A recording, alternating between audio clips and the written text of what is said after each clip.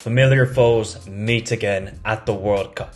Argentina versus the Netherlands. The sixth time in World Cup history that these two teams meet up.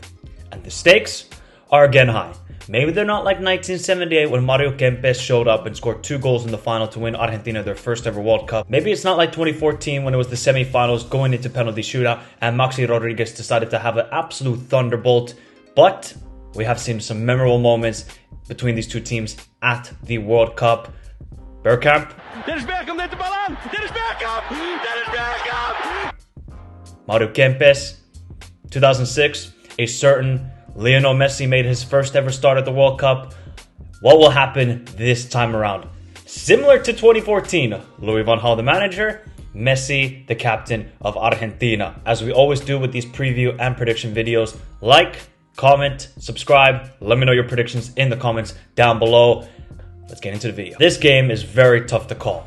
50-50. Do both teams look amazing, playing great football? No. Are both of them controlling matches? Somewhat, you could say Argentina, the Netherlands. You saw, they don't need a lot of possession against the opponents. They can hit you in the counterattack, and I could see a similar sort of tactical idea from Louis van Gaal against Argentina, where they're like, you know what? You guys keep the ball. We're going to keep possession. We're going to be comfortable with it. Remember when I dissed Dumfries in the last video, and then all he did was have 2 assists and scored a goal? So this is going to be the key thing for the Netherlands. Getting the fullbacks involved in the attack. How will then Argentina respond with it? Because we know Argentina, sometimes when they're pressing, especially like Rodrigo de Paul, it can disrupt a certain team. That's how the second goal for Argentina happened against Australia. So for Louis van Gaal, it's about controlling the match, having the likes of Gakpo, Bergwijn, Depay, or whoever will start up front, hitting them on the counterattack. You saw the first goal that the Netherlands scored against the USA was just amazing. The one-touch football, get it out wide to Dumfries, and then he cuts it back to Depay. Simply amazing. So you just see also defensively they are very strong. They didn't give up glorious chances to the USA. Only the one in the first half to Christian Pulisic. That's pretty much it from what I can remember. Just shows you how strong Timber, Ake, and Virgil van Dijk are to this team. Then you have Martin de Roon or Koop Meiners, whoever starts, control the midfield. And of course, Frenkie de Jong has to have a big game. He was a bit quiet in the last matchup. Think about this. In the last game, Gakpo and Frenkie de Jong were quiet. And yet they still won 3-1. What will they do when they show up in this matchup? Because you know Frenkie, he's going to have a big game. Gakpo wants to respond after not scoring for the first time at this World Cup. These are some worrying signs if you're an Argentina fan. Now for the Netherlands, the problem is, can you be that defensive again against this Argentina side? I mean, you can be if you look very comfortable like that against the USA, but this is Argentina. This is Lionel Messi. How are you going to deal with Lionel Messi? Because right now, the guy, that game he played against Australia was old Messi. That was the best performance from Messi since leaving Barcelona. How do you control him? What about Julian Alvarez? These are some tactical ideas from Louis van Gaal, but one thing is for sure, you never bet against Louis van Gaal. Everybody can criticize him. Marco van Basten saying this is terrible football. This is not the Dutch way. Louis van Gaal is here to get results. Not about pretty football. It's about getting results and lifting the World Cup for the very first time for this great footballing nation that have never won it. But let's get into Argentina. I gotta be honest, I'm still not impressed by Argentina. Before that goal from Lionel Messi against Australia, I was like, this is terrible. They need to move the ball much quicker. You saw when they're a bit more direct in attack, especially in the second half, they started creating all the chances. It's just what I tell you about Lautaro Martinez. This guy, he goes hot and then he goes cold like Antarctica. Right now, don't touch him.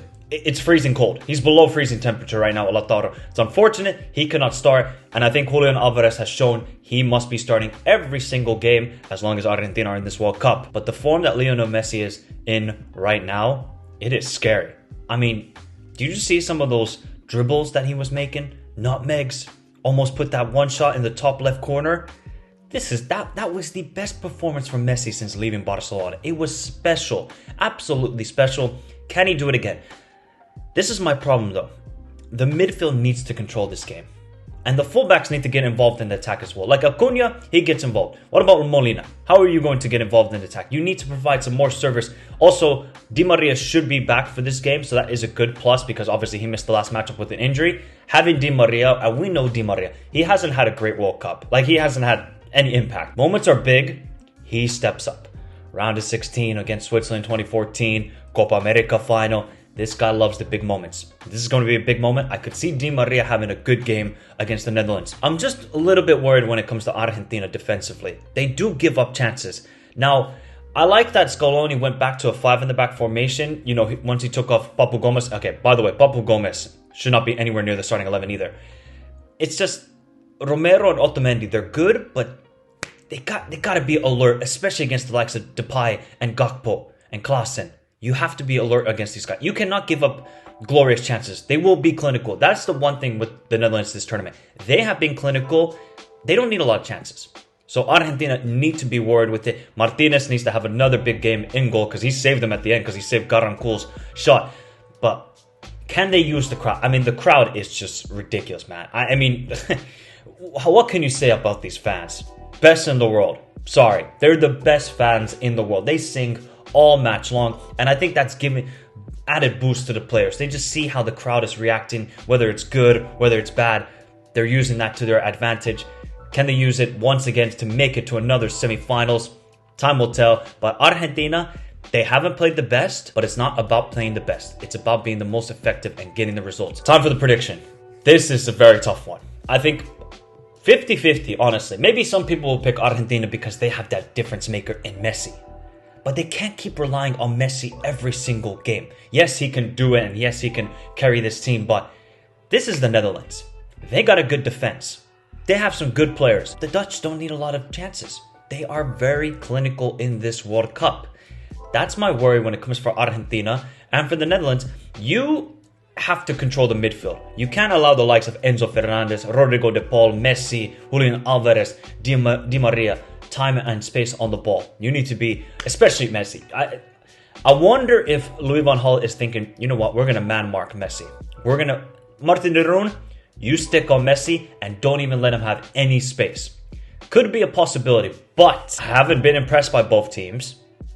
I think the Netherlands have shown me that, okay, this is a new way. This is a new way. Just for this tournament, we're going to play a different sort of style. And I can respect that with Louis van Gaal. He's one of the best managers of all time. You must respect him and what he is doing. Whether you like it or whether you like the football or not, it's his choice and you just have to respect it. Prediction-wise, I could see something similar to 2014 between these two teams. I could see it going to penalties. You know what? Although I did have Argentina winning this World Cup, I have a feeling that the Netherlands are going to win this game. I think because of how reliant Argentina are on Messi, and we know he's one of the best players of all time. Like, don't make stupid comments in the comment section, please. There is a worry when you have to rely on so much on one guy, right? And the Netherlands, it's not a one-man team. It's a unit, and they're playing as a unit. Defensively strong. They got clinical finishers. Worried about that midfield, but Frankie de Jong must have a big game. So I'm going with the Netherlands to win this matchup 2-1 in 90 minutes. It's going to be a heartbreak for Argentina and the awesome fans they have in Qatar. But I just feel like the way that Argentina are playing, it doesn't give me with full confidence. Yes, they did well in the second half, but Australia just started opening up. And, you know, the quality that Argentina have compared to Australia, it's not there. You saw, before that Messi goal, they created nothing. 0 shots. So the Netherlands, they have a good defense. They have a clinical finishers. And I think that will be the difference in this game. So 2-1 for the Dutch to advance to the semifinals. One thing is for sure between these two teams. Drama, for sure, as we know what 78 and 1998. And goals. Are we going to have more drama on Friday between these two teams? I love this matchup, and I think everybody is so excited to see Messi versus Van Dijk, Frankie de Jong against Enzo Fernandez, Otamendi against Gakpo, Depay versus Romero. These are the matchups we would love to see out of World Cup, and Good luck to both teams. Should be a great game. Remember to hit the like button. Subscribe to the channel if you're new around here. I will catch you all on the next video. Remember, we're going to have 3 more preview and predictions for the 3 other quarterfinal matchups. So stay tuned for that on the channel. See you all next time. Have a beautiful day. Stay safe in this crazy world. And adios.